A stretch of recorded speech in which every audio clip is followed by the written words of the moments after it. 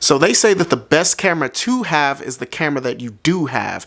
And for most of us here on YouTube starting out, the camera that we do have is actually the camera in our cell phone. So in this video, I'm going to give you some tips and tricks that's going to allow you to get the most out of your cell phone when shooting YouTube videos. So without further ado, let's talk about it.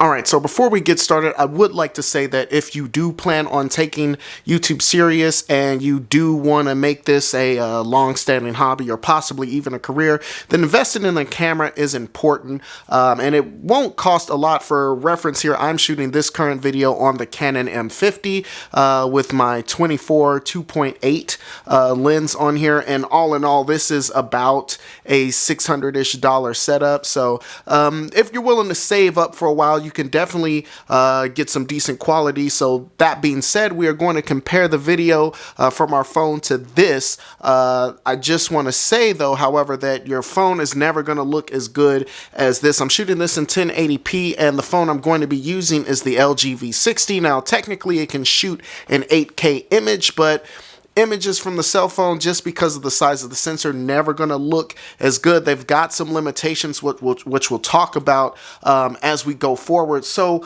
let's just hop into it with the first tip. And the first tip, before you start shooting on your cell phone, make sure that your battery's charged up. Yes, it's important to make sure that the battery's charged. I can't tell you how many times in the past I shot a video only to get that low battery sign in the middle of the video and then having to put the thing on the charger and start all over again an hour later. Definitely make sure the batteries are charged up.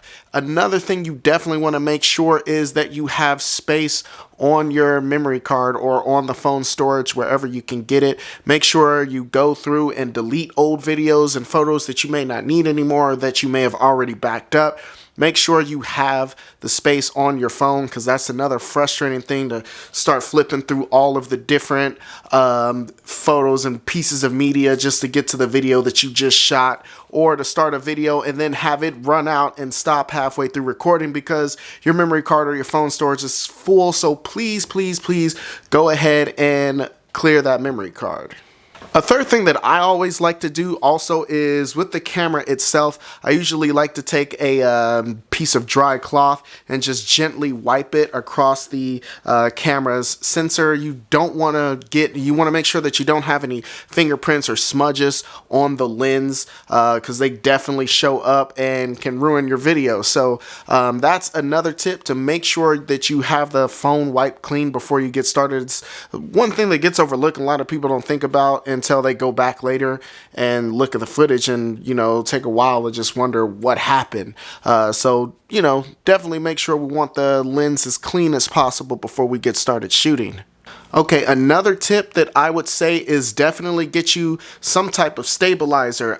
Before I got started shooting, I would stack my phone up against a stack of books, or put it on a shelf, or try to put it on somewhere to get the angle.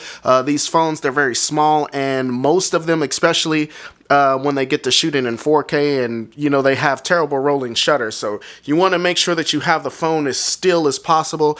Tripods themselves can be pretty cheap. The cheapest ones go for about 20 to 30 bucks. I'll leave some in the description below, some tabletop tripods as well as more full-size tripods. So definitely you want to get that on a tripod. They've also got these little adapters that will clamp to your tripod. Those also go for about $5 to $10. I'll leave some of those in the description below. And once you get that on a tripod, then you definitely can start getting some more stable shots. If you've got a fluid head tripod, you can even start getting into doing some pans and tilts with the phone. So you can start to step up your B-roll game, and maybe that'll be a follow-up video to this in the future. But definitely you can start stepping up your B-roll game when it comes to shooting on your phone. So that's one of the big ones. Definitely get yourself a stabilizer. Okay, so when you're making any type of video, whether it's on a camera or on a camera phone or on a proper camera, you got to take a look at your AVL. That's audio, video, and lighting. Of course, with the video, we're going to be using the sensor from the phone. But next, I would say, is to take a look at the sound. And sound, in my opinion, is just as important as the picture quality, because a lot of people can deal with lesser video quality if the sound is on point, but watching a good looking video with terrible sound is a lot harder to do. So you want to at least put as much effort into your audio as you do your video. So luckily, in the world of audio, there are a lot of cheap solutions. Actually, I've got this boom mic here. This was like a $25, $35 mic. I'll link it in the description below. Another microphone that I like to use is the Takstar shotgun mic. That is $35 now, and it sounds fantastic. I would compare it to most of the Rode video mics. Lastly, we've got the lavalier mic, and that's probably what I would recommend most of us start out with. That's what I started out with. The Boya lavalier mic is a cheap $20 microphone that has a super long cord on it, because and that's going to be useful because these cell phones, we don't want to shoot on the wide angle lens. More on that in a minute. So you're going to have quite a bit of crop to deal with, so you want to be able to get the phone back further from you so you can get a shot like this if you're doing a talking head video, or putting it on for a vlog or something like that. So you want to get that distance between you and the phone, and the lavalier mic is going to help you maintain your sound quality while you do that. So again, I'll leave some links in the description to some cheap microphones that you can use to get started, and yeah, definitely take care of that audio. Okay, so once you've got your camera on a stabilizer, you've got your audio taken care of because you've got yourself something like a Boya lavalier mic. Next thing to worry about is your lighting. And fortunately, lighting can be free, right? If you are willing to use the sun and use natural light, you can get some really nice looking videos that way. The sun will come in and through the window, it'll be a nice soft light. It'll be evenly toned, so you can get some really good lighting with that. A couple of issues, of course, is with the sunlight, you're limited to the time of day you can shoot. Also, could have issues with weather. If clouds are moving through the sun, the sunlight can kind of drift in and out and kind of brighten and dim throughout the video. So if you want something, if you want the option to control your light, then of course I would suggest getting something like a studio light or a cheap ring light. The one I'm using is about $100. I will link it in the description below, as well as link some cheaper lights that you can get as low as, I believe, $50. I'll take a look at some of the highly requested cheap lights, but this is going to allow you to control the light as far as its placement, and in a lot of cases I would suggest getting one, and I will link ones that have dimmable lights so you can kind of control how bright or how dim you want the light to be. Also a bonus if you can get lights that are multicolored, so you can change from tungsten to daylight, or you can mix and match a combination of the two. But again, lighting is definitely the major thing that separates an amateur looking video to a more professional video when it comes to sheer looks. Most cameras can look quite a bit better if the lighting is on point, and it's something that I'm practicing all the time. So definitely gotta get that lighting on point. Okay, so now we've got the camera on the tripod or the stabilizer. We've got it pointed at our subject and where we want to light. A couple of more things to consider. Number one, you want to make sure you use the back camera, and that's because in most situations the back camera is going to be a much sharper image than using your front-facing camera. I know with the front-facing camera we can actually see ourselves and frame ourselves, and that's really convenient, but using that backlight is going to get you the best quality out of your phone. Also, it helps to be able to shoot manual on your phone. A lot of the phones that's come out in the last couple of years have manual settings. If you don't have manual settings on your phone, you can get an app like Open Camera, and you can download that on your phone. It'll basically unlock the camera so you can adjust your exposure and other things like that. And so for me, usually, let me just run down the camera settings real quick. So for me, we're going to shoot in the highest quality. Now this phone can shoot 8K, but I'm going to go ahead and shoot 4K just because I think the 4K performs better. So we've got 4K. I personally like to shoot in 24 frames a second, so I'm going to put that in 24 frames a second. Now, because I'm shooting in 24 frames a second, I've got to put the shutter speed at 1/50th, because if we're following the 180 degree shutter rule, it's got to be double what the frame rate is. So got that set. Now for the ISO, you want the ISO to be as low as possible in most cases.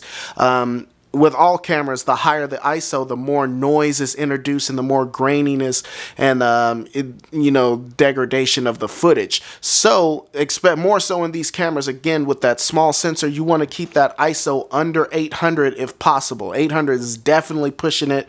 With a camera phone, I try to keep it around 4 or 5. Again, that's where that lighting comes in, and you'll be able to blast that light and crank down that ISO so you can still get a nice even image that's not going to fall apart on you and just generally look super grainy. Okay, one last thing that I look at when I'm shooting a video, one of the major things that separates cell phones from higher end cameras is their depth of field. Cameras, for the most part, don't have a really good depth of field, and the reason why is because of the small sensor. Pretty much when you shoot on a cell phone, everything is pretty much in focus. And if you want to get something with a depth of field, you really got to put some distance between you and the background to do that.